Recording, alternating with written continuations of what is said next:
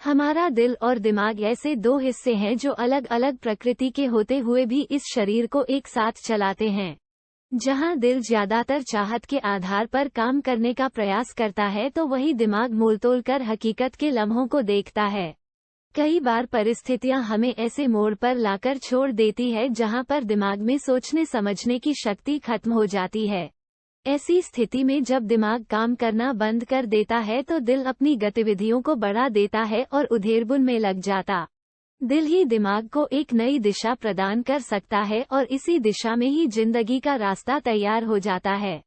साथ ही साथ जिंदगी के बीते पल अनुभव की कड़ियां के रूप में जुड़ते जाते हैं। मैं अपने इन्हीं शब्द रूपी मोतियों को एक कविता के रूप में पिरो रही हूँ। लगता है कि दिमाग खाली पड़ा है, जरूरत के समय बन जाता ये चिकना धरा है।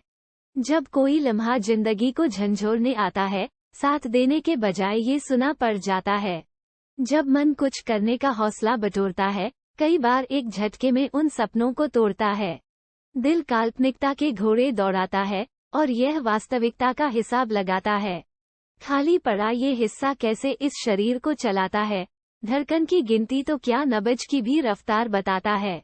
इस छोटे से हिस्से में अनगिनत गुफाओं के रास्ते हैं, कुछ रोशनी से जगमगाते हैं पर कुछ चस्ते और बुझ जाते हैं।